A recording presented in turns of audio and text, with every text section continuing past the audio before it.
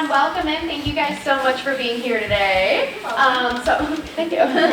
So my name is Sam. I'm the owner of Blue House Books, and in partnership with the library and Donovan from Studio Moonfall, thank you guys so much for being here today. This is our third year in a row doing this event, and we absolutely love it. And keep an eye on things because we're excited to make it a little bigger and better every single year. So yeah. Just a heads up that right outside of this room is a really fun activity. They will give you a book recommendation based on your tattoos. So that's really fun, so check that out. We have 2 more panel discussions happening today. If you have any kiddos with you, there's still 1 more story time today, and then another children's activity later, all kinds of stuff. Of course, you saw the vendors and everything outside. It's a really fun day we have coming up for you. And then be sure to check out our website for more author events we have coming up. We have a very busy October. We're already looking at a very busy beginning of the new year, so just be sure to see what we're up to. All right, so I'm going to be asking the questions today, but I want to stay down here. I don't want to take up space up here, so I'm going to be just like the creepy person up here talking. But before we get started with that, and again, they can hear you with this, so I am going to use this, but we're going to pass it around. I just want each of you to kind of introduce yourself and give us a quick rundown of that book you're holding. My name is Ren Brown. I live up by Milwaukee area. I am a romance author and a lifelong cowboy enthusiast. This book actually just came out about a month ago. It's a Why Choose Western about a young woman who ends up on her own in the Wild West and gets taken under the wing of 2 outlaws who teach her how to survive amongst other things. I am Chandra Bloomberg. I'm from the Chicago area, and I write fun, heartfelt rom-coms. I have a couple STEM romances out, but Love is an Open Book is my latest release. It came out in August, and it's a bookish romance. It's got a romance author heroine who is a best-selling author, but she's got writer's block. So she enlists the help of her best friend to test out some tropes and sort of get past that block, get unstuck. So it's like a fun twist on fake dating. I'm May Marvel. I actually write May Marvel books with my wife, Ruby Knox. And this book came out in June, If I Told You I'd Have to Kiss You, and it's a Mrs. and Mrs. Smith. So 2 women, their relationship is a mess. Things are going south. They don't know that the other are spies. And then they find that out when they're both put on the same mission. So then they have to save the world, save their relationship. Hopefully. Hello, I'm Evelyn Rose, and I write small-town romantic suspense with a mystery thriller vibe. This is Trapped, the 6th book in my Shepherd and Son investigation series. This one has the tagline, "What happens in Vegas doesn't always stay in Vegas." And this is actually, that's true twice told, because of what happens between my MCs in Vegas, or doesn't happen, but they wanted to have happen, but things happen. And then, because of what he does, it actually takes a very dark turn in Vegas for him. And then that also comes back later. So it's what happens in Vegas doesn't always stay in Vegas. Hi everyone, I'm Kristen Vale. I write queer, cozy fantasy romance novels, and this is my first one. It's a debut. It just came out in August, and it's a bi-for-bi story about a elf and a half-giant who, due to some shenanigans, the elf losing her temper and control over magic, they have to go on the run. They're being chased by bounty hunters, and it's very sweet, very spicy, and just a warm hug of the book. I'm going to run across and be just really obnoxious about this today, just so you guys know. Okay, so one of the main, the main thing that I was curious about with this panel is pacing. When people come into the bookstore and they say, you know, I'm looking for a romance book, but it has to be like the slow burn, or it has to be whirlwind, you know, that's one of the biggest things we get is people love pacing, one side or the other, I feel like. There's some in the middle, but some really like that fast pace, some really like that slow burn. So tell us which one your book is, would you consider it, or is it somewhere in the middle, and why did you choose to pace your book in that way? I have to go first, and this is my first ever panel.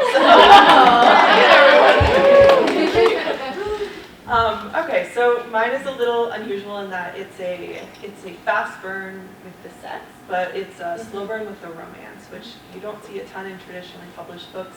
Ren was telling me that hers is as well, so I'll be curious to hear about hers. But yeah, and why I wanted to do that? Well, I just wanted to write the really fun parts first. I was like, let's get into this. And then I had to go back and add in some more like character development and more setting and kind of flesh it out in the beginning. So the pacing, I'm typically told by readers the pacing is kind of medium, like that's what it is on Storygraph, so it doesn't feel too fast or too slow. But yeah, the romance is slow. They kind of, it's like a friends with benefits to lovers type of situation, but they're on the run while it's all happening. And So for pacing, this particular one starts off with the potential of hot and heavy. Again, it doesn't actually work out for them that way. The pacing is a little bit of both, in the sense of the pacing of the book is very fast, in the sense of it's got that mystery and suspense vibe all the way throughout. But they come together slowly because they're trying to rebuild. So this is we didn't quite make it to lovers, enemies to lovers. It doesn't always work out. But I do actually change it up in each book, so it actually depends on the couple. So I let them tell me how fast or how slow they need to go. The first book in the series is a very slow burn. They come together towards the end and it really settles. In other books, it starts earlier because that's just what the couples need/want, and that's what they tell me to do with their stories. So it varies throughout the books. Yep. I would say this is slow burn. It's when we meet them, they're over. One of them is already moving out, and so this couple needs to reestablish their relationship on completely different terms. So, because not only are there lies between them related to their career in espionage, but also they haven't like shared with each other, opened up with each other, been vulnerable with each other in this relationship, such that it doesn't have its own problems outside of their careers. And so I would definitely describe it as a slow burn, you know, inside of your sort of like fast-paced madcap espionage, so that so the reader can have that payoff at the end and like really feel like these two people fell in love. Like there's obviously reasons why they needed and wanted each other right away, and I would say that we learn through them that the first time they were together it was very whirlwind, but this time they have to figure it out, so it's harder to work through it. Yeah, so I never thought that I wrote slow burns, but time after time my reviews are like, great slow burn, and I'm like, awesome. I think mostly it's, for most of my books, I'm so character driven in them that it's like about finding all the ways that that person completes them, in the sense like they're complete on their own, but sort of what makes them the perfect match. Sort of, you know, what are their weaknesses and the other's strengths, things like that, and I think that takes time to develop. With Love is an Open Book in particular, it's sort of a book within a book. Mia, the heroine, she is tasked with writing a friends to lovers romance, which she never wanted to do. She had a really terrible experience with a guy that she was dating who fell in love with her sister. That's no spoilers, because it happens right off the bat. And so she's like, and that guy was her best friend at the time. And so she's like, friends to lovers is not a trope for me, but she finds her fans are like begging for this. So we have that book going along with the characters in this story. So I think having that concurrent storyline sort of made it so that it was a slower burn because we're needing that emotional payoff for both of the couples. So yeah. So I think this book, and my first book is what I refer to as a reverse slow burn, which is similar, like where the spicy stuff starts early and then the deeper relationship develops over time.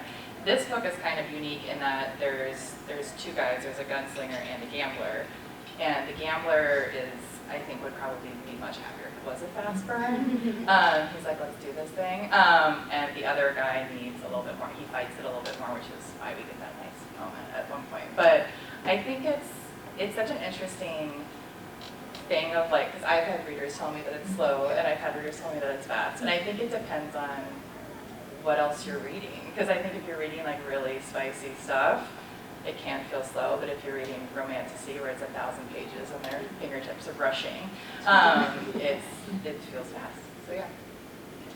I'm just going to be loud from right here, so I don't keep running back and forth. So another place where we hear about what people prefer, you know, fast-paced or slow-paced, or even what other tropes they really like, book talk. What do you guys feel about book talk? I feel like the romance scene especially, it's very active on there, you know, from romantic-y books to the spicy books and everything in between. I feel like book talk is a big thing to talk about these days. Is anyone here on book talk? So if you don't know what I'm talking about, it's like a subset of TikTok where they talk about romance, or talk about books specifically. And sometimes I get a little nervous because it's a very, like, you know, it can be the reader directly speaking to that author, because you guys get tagged and people aren't speaking to you directly, and sometimes people are mean, but sometimes people are great, and it's a fun space. So I'm just curious what you guys feeling about that community. Oh, should I go? Yeah, please start, yeah. I think it's, yeah, I mean, I think every time I get tagged in something, I'm like, but 9 times out of 10, I think people are, it's a good thing. But I think book talk has become just such this force that, like, it's one of the best ways to find new readers is through book talk. I think the challenge often is one, just like figuring out the algorithm, but two, trying to distill a book down to like one like easy hook that's going to grab people's attention is hard. I think especially when you're the author, you're like, I want to say all of these things, and you like have to distill down to like one like quick hook. But it's been for me like one of the best ways to find new readers is through book talk. So it's just huge. Yeah, so I'm on the other end of the spectrum. I am on social media, in particular Instagram, a lot. But I never joined TikTok, and no, I don't think I ever will. I'm so grateful for all of the amazing people on Book Talk that do things to promote books. But as a creative, that is a whole subset of creativity that I just don't have the bandwidth for. I'm a mom of 4 little kids. And so finding the time to write every day, which is like my bread and butter, it's sort of, that's where I want to put my creative energy in. I feel that when I get online too much, it sort of drains me. You know, I could spend 3 hours making a 10-second video that might get no views, or I could spend 3 hours writing 6,000 words, you know, toward a book that I'm on contract with. So I do get on there on Instagram and I post and I share, and every time I get tagged in an awesome review, it really makes me happy because I write for readers. Like I'm not just writing for myself, like I love to hear people enjoying my books, but in terms of me using TikTok, doesn't happen. I do my best to promote on Instagram, but like from the author side of things, I think if you haven't developed that sort of secret formula, it can just be like discouraging, and so I'm like, oh, I'm just gonna put in my energy into creating books. I would agree with that. I do think that people who are readers and authors who are using Book Talk have talent, like they're drawn to that. One of the reasons why it is so big is because people who are talented and know how to use these tools and this platform have utilized it to get readers excited and to recruit new readers. I think the best thing about it is what we've really seen in Book Talk is that people who maybe hadn't considered themselves readers before became interested in these books and interested in books as a way to receive stories. And so I think in that sense, it's been enormously successful. I think that the discussions had among book about where it's problematic are happening, like in terms of the lack of diversity in the books that are recommended, both in terms of which books like get recommended over and over again, and also in terms of representation of marginalized authors and how they slip through the the cracks on these kinds of platforms. But, you know, which that is, I think, a lot of times part and parcel of both the algorithm and also the fact that traditional publishing and the publicists within traditional publishing are, you know, they're using book talk. You know, they're reaching out to those big creators and making publicity contracts with them. And like anytime a machine gets big, then it reflects the problems we have in society. So like anything, I think it's a mixed bag. There's really wonderful, like beautiful things that happen, and there's been some amazing recruitment of a whole new generation of readers that has caused a proliferation of independent bookstores. It's meant that like publishers are taking risks on all kinds of different books, like all of those kinds of things. A lot of the creators are really like just exquisitely talented and watchable. And then on the other side of it, we have to just reckon with all of the things that we're reckoning with right now when it comes to what's wrong and what we're going to do about it. So. I don't have TikTok. Period. I don't have any interest in being on TikTok.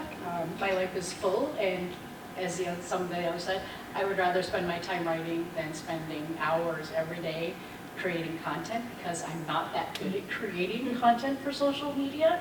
I am learning a lot about TikTok today, which is actually kind of nice. So in the future, if I have a PA who is really good at creating content, I can be like, hey, these are the things I've learned. Maybe we can do that.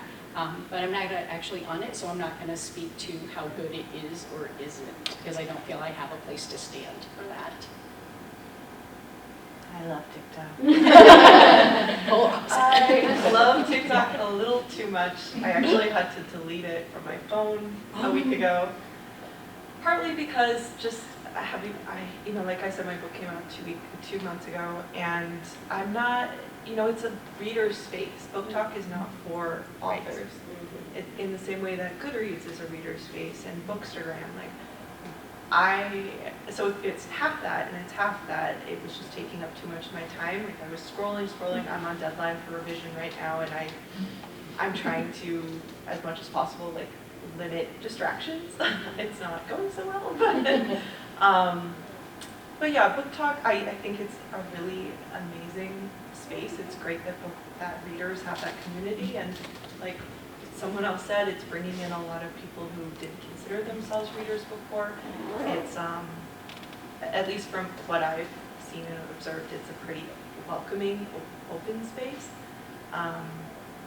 which I really love. I wish that I could be more a part of it, but yeah, it's not mine anymore as an author. I have been lucky that I'm sure that there are negative reviews out there, and thankfully no one has tagged me in them yet. I do really love like getting tagged in the positive ones. It's always really nice to see and gives you that little zing of like, yay, I'm doing something right, people like me. Which, you know, we might deny it, but that's part of the reason we're all doing this. Don't deny it. But yeah, I love Book Talk. My publisher forever, it's Hachette's Romance Imprint.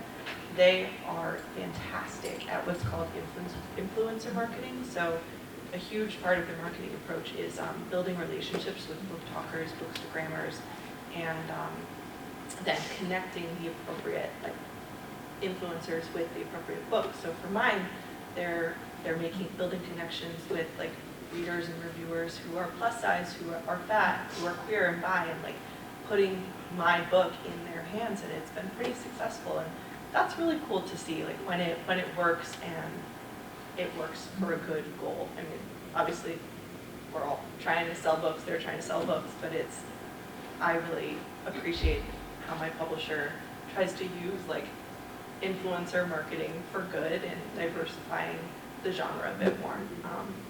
So those are my thoughts. Awesome. So back to the actual stories themselves. So I feel like we have one end of the spectrum with Chandra, where there's clearly some influence of yourself in that book, I feel like. It's about a romance author. Best-selling, that would be great. And then we have mythical creatures, you know, so we have a very wide variety of types of books here, and I would love to know what inspired these stories. So just, where did you get the idea for the storyline and these characters? And like Kristen, even though yours are mythical creatures, there's still a romance in there. So was any of that inspired from real life? So tell us about where you got the ideas for your storyline and your characters. Okay. Well, my two favorite genres are fantasy and romance. And while I love a lot of romantasy that's out there, typically in like recent, it's mostly been kind of dark romantasy. Like there's a lot of death and murder. And when I was wanted to write this book, I was like, I'll write something that's very happy and cozy and doesn't give me, like, doesn't heighten my anxiety even more. Which with everything going on in the world, I wanted like a space that felt safe and comfortable, you know, where you can like rest. So that was kind of my internal motivation, I guess. I was writing the book mostly for myself, very selfishly. So it's a combination of all the things I love. It's like, you know, what if you had a D&D campaign, but there was sex and there was romance and yeah. So it's that and then I just made him purple because I wanted him to be purple. Like that's not even a thing in D&D. Yeah, it's just, this is just a combination of everything that I love turned into a book. So I do the romantic suspense because I love reading it. I cannot read it fast enough. I think my favorite authors cannot publish fast enough. And there was nothing as thrilling as the first time a reader told me that I wasn't publishing fast enough. And I was like, okay, I'm going to carry that one in my pocket for a week and a half. I love that page-turning energy. I love that whole, I need to know what's going to happen next. I don't want to put this down. If I skip a meal, if I don't go to bed tonight, that's what I want as a reader, and that's what I try and am still learning how to provide as a writer. I write a lot of women who have been through some kind of trauma, because that's real life. That is very, very real, and I myself have been through some things like that, and while my stories are not direct, they are based on people I know who have been through things that these women go through, and I provide information that is actually real life. I'm providing safety tips, I'm providing real life situation strategies to help people come through that and show that you can be on the other side, but I don't pound it into you. At no point do I say, call this number or do this. I just build it into the story with how they are getting through, what they are doing, the support systems that they build or rebuild depending on their circumstances. And I like really putting that out there, and I actually do put safety tips, physical safety tips, in every single book. Most of them are hidden, and if you don't realize what you're reading, it's one of those things I hope that down the line, like in this particular book, they are shopping together, and she leaves her purse in her cart and she walks away from it. Okay, for the record, ladies, don't do that. He calls her out for it, and he makes a joke out of it. For a woman who has a bunch of friends in the bodyguard and PI industry, like, you certainly have a very low level of self-awareness and self-safety. And she's just like, what? No. She throws it over her shoulder in a huff, and she gets all, you know, she's all sassy. So she has to, of course, respond to the sassy. And she's like, are you happy? And he's like, yeah, sure. Right? Like, this isn't about me. This is about you and you leaving stuff out there, right? So I do like little stuff like that I just kind of tuck in there. But next time you go shopping and you're looking at your cart and your purse is sitting there and you turn away to check the watermelon and your brain goes, oh, right, maybe I shouldn't do that, because it only takes a second. So I include a lot of little things like that. But mostly it's just because I love this genre. I love this genre like to no end, and I cannot read it enough. I think the appeal of like something like espionage or like a spy movie or a spy book is the pleasure of watching high levels of competency in action. Like that's where the appeal is, whether or not like you're interested in like the, I don't know, the varieties of spycraft. But one of the things that this opens up is that like just thrill of competency, watching people do things who are at the top of their game in like a global sphere. So these characters are both highly competent in different ways. And one of the things that we wanted to make sure that we were doing is that we were getting an opportunity to show readers all the different ways that this can look that's not like heteronormative or patriarchal, since the espionage genre is treated heavily in that for so long.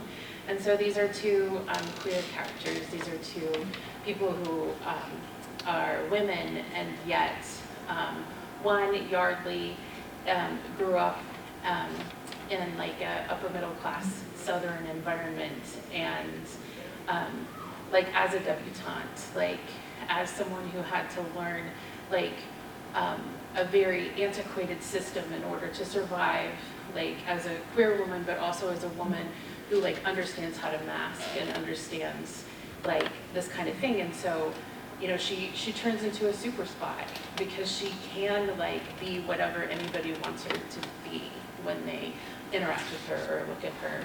And then you see her, our other character, as someone who's had a very difficult upbringing, whose solace was finding community in sort of the online coding world, where things can be very like morally gray. And so these are like two different skill sets, like both with people and like with the career that they're in.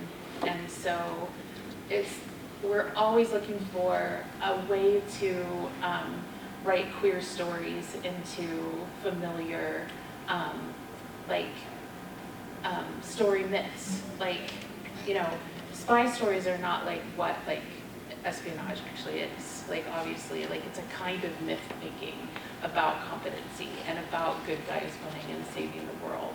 So within that, like, how can we recognize like queerness and like all the ways that it would be different, not just like replacing like stock characters with queer characters, but like how does queerness like make this world different, like in terms of the decisions they make and the values that they have and what they consider like meritorious and important.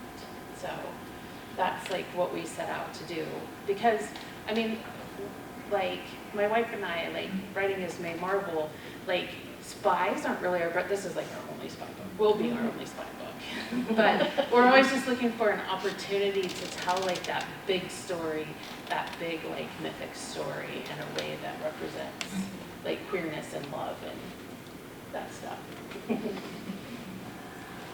Okay, so like Sam said, she, in this character, the heroine is a romance author like me. However, she is a best-selling romance author, and she's got a whole set of different things, because I am not. But honestly, she was not inspired by me. For me, even though I write really character-forward novels, I think that I always start with the plot. So for instance, I have a shark researcher romance, and so that was like, I want to write a romance about like a Shark Week type of scenario. In this case, I really wanted to write a friends to lovers romance because I adore them, and I don't think they get enough love. I feel like enemies to lovers is the one that you always hear people, but my personal thing is I believe friends to lovers has higher emotional stakes, honestly, because if things don't work out, then you've lost your best friend, right? So I really wanted to do justice to one of my favorite tropes, and so that's sort of where I got the inspiration for this. And as I was writing it, when I was conceptualizing Mia, I really wanted to like make her not like me, because I feel like it can be easy to sort of put yourself into, maybe I'm like, you know, she has a similar job, etc. And then I realized, oh, I've just made Gavin myself the hero. So I like, you know, it's gonna happen. But Yeah, so when I come up with the characters, it's really a lot of exploration for me. Like when I start writing, I just sort of carry around a little notebook and I just write down impressions throughout the day. I write down a lot of dialogue. I write down scenes that I think would be fun. I do personality tests as my characters. And like 9 times out of 10, it matches up with the plot I had already envisioned for that day, like their arc. So I don't know, that's sort of, I conceptualize, I feel like plot and character in tandem. So yeah, my sort of inspiration for this was the friends to lovers aspect of it. As I said in the beginning, I am a lifelong cowboy enthusiast. My grandfather, who I used to spend a lot of time with, whenever I came home from school, always had a Western on. So I think I just like grew up immersed in like True Grit and Open Range and Tombstone, and I just love those movies too. So I think I just was like, I wanted to write something that was like very honestly self-indulgent, and I wanted something that felt really fun and felt like an adventure. And I, as a writer, really love character-driven stories, and I love to play with different dynamics. So the idea of being able to take 2 characters and who in theory should be at complete opposite ends of the personality spectrum. We have one who is very like I think I refer to him often as like chaos incarnate, and one who is like just very kind of anxious, but that they love each other enough to meet in the middle, and then that is where they find their third too. But I think I find that I found that dynamic like so fun to write, and I would refer to them as like the ego and the id as I was writing them. But I just wanted something that I think felt like really fun and that paid tribute to a lot of the westerns that I grew up with, and just like still know like the back of my hand. So.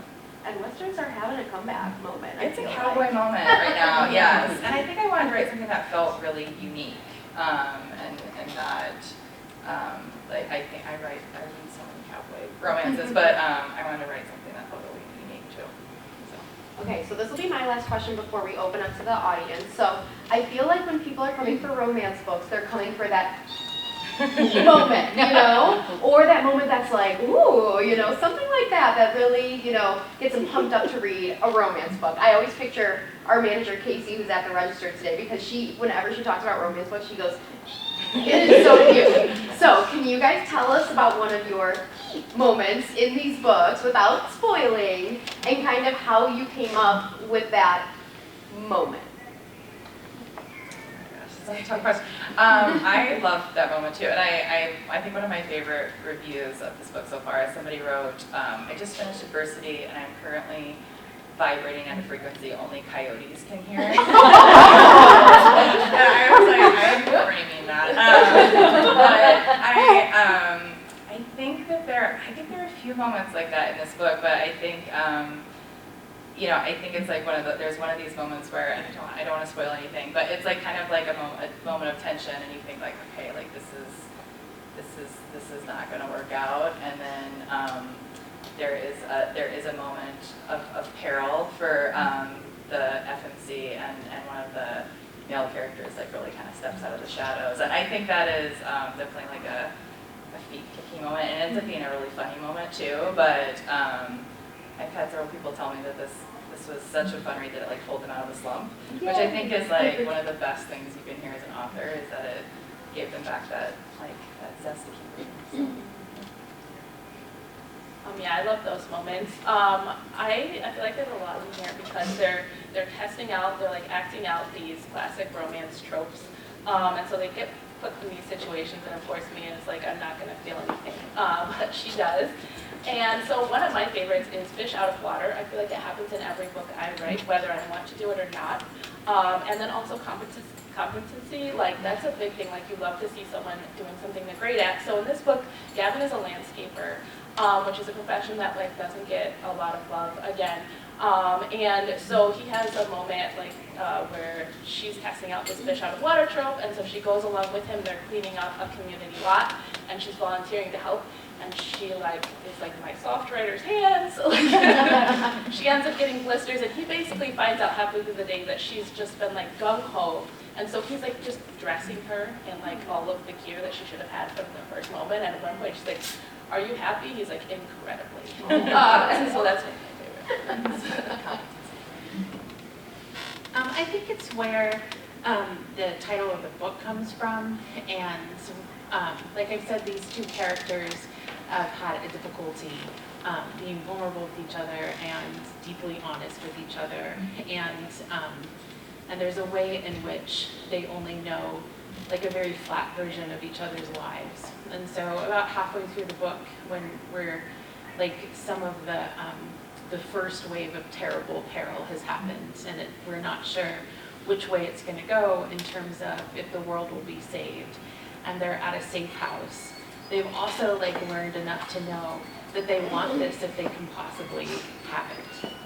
And so one of them like starts this like kind of a game conversation of like, if I told you this thing about me, then I'd have to kiss you.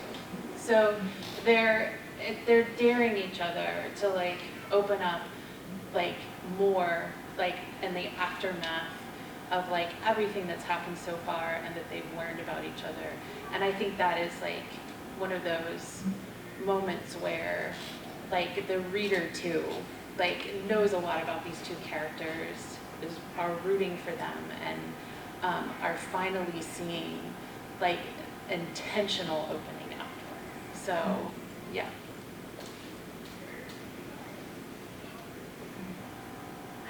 I don't have a lot of moments in my books because It might be spicy, it might be like, ooh. yeah, I have a lot of but they fall in love during that. But it's happening in the darker parts in some ways. In this particular one, I love it. I have my grumpy sassy, right? So she doubles down on her sass, and towards the end, he doesn't ask her to marry him. He tells her to marry him. And they go on all this, they have this little back and forth. They're like, all the banter. And then he's like, are you going to answer me? And she's like, I don't know, you haven't asked me any questions. And you kind of really see both of them shine through at their best in that moment with the love that they've actually developed during all of the darker parts of the book. And it's super cute, and it's not even close to the end. It's kind of a weird moment. But my tagline for the series is HEA, guaranteed, but it won't be easy. And that's because of that that suspense part of the romantic suspense. I put them through a lot of trials and tribulations. So a lot of their love actually develops during that. So again, we're not getting, we're getting a lot of ooh, and a whole lot of, oh God, thank you. Thank you for being here and helping me through whatever needed to be helped through, because it varies throughout. This is pretty hard because I feel like there are so many lovely little moments, and I think my sweet spot is a combination of those two, where it's like ooh and aw, like kind of dirty but also wholesome. That's really what I love to write. But the one scene that kept coming to mind when I was frantically trying to figure out what to say is this one after. It's like the morning after they've done a lot of stuff, and they're in this very cozy inn, of course, and they're like in bed, and she lets him braid her hair, like brush all these knots out of her hair and then braid it. And they both have intimacy issues for different reasons, but a leaky, like the one with the elf in particular, and this is a moment where she starts to, they had been very physically intimate, but in this moment she starts to kind of open up to him more emotionally as well, and tell him stuff about her past, and it's just really beautiful, and it always makes me smile. Oh, see, this is the stuff that the romance readers want. All right, we can open up to questions from the audience now. Go ahead. What is one encouragement you have for someone who's starting to write out books? She's like, I'm here. I guess one advice that I would have loved to get is just don't be afraid to be seen trying. Like I remember hearing that on a TikTok somewhere, and it just I hadn't realized how much I was holding myself back because of this like internalized fear of being seen, of trying for something that I might fail at. And so yeah, that's what I just kept repeating to myself over and over when I was writing the first book, when I was querying, when we were trying for the book deal. And yeah, don't be afraid to be seen trying. So I got this advice and then, just tossed it right out the door. So I kind of just wish I had listened to the advice I had been given. And that is, as a newbie indie author, do not try to keep up with the people who have been doing all of this forever, or who are trad-pogged, or who have teams and what have you, to just do what I can, when I can, how I can, because you can easily burn yourself out, send yourself into debt. I mean, I'm literally, every single part of this is me. I designed the cover, I did the formatting.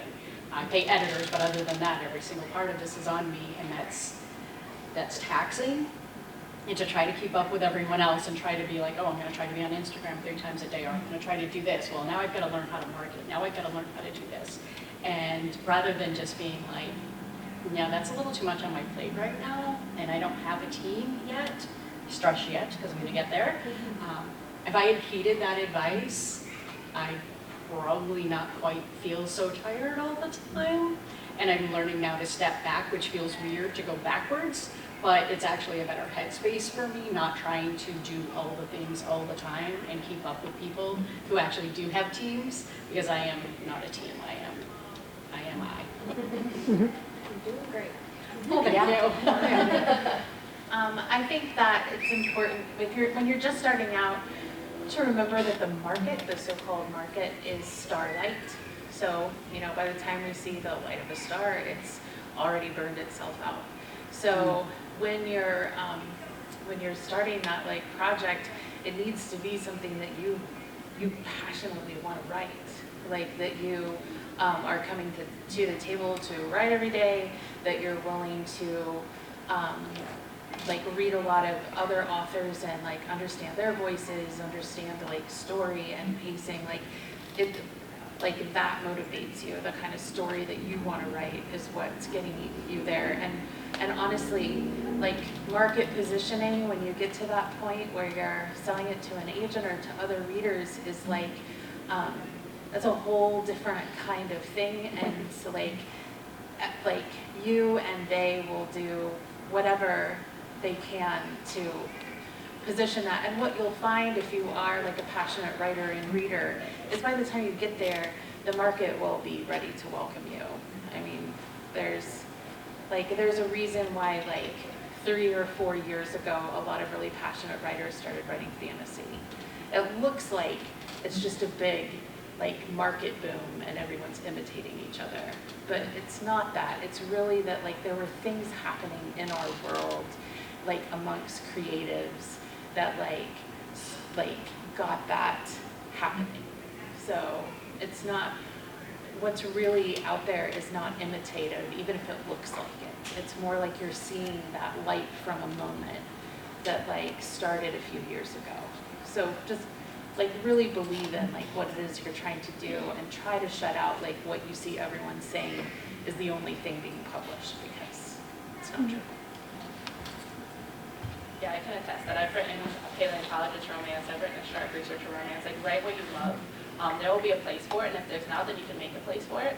But yeah, for sure. But to go along with that idea of the creatives, what I always say to someone when I get asked this question is community. If you want to make it at all in the publishing business, you need a network. And you can find that wherever you feel comfortable. There was a group at the library. You can be online and find people there, but you need to get your work in front of other people. You need to at some point release it, and you need a safe space, because you don't just want to send it out there and have it get torn to shreds.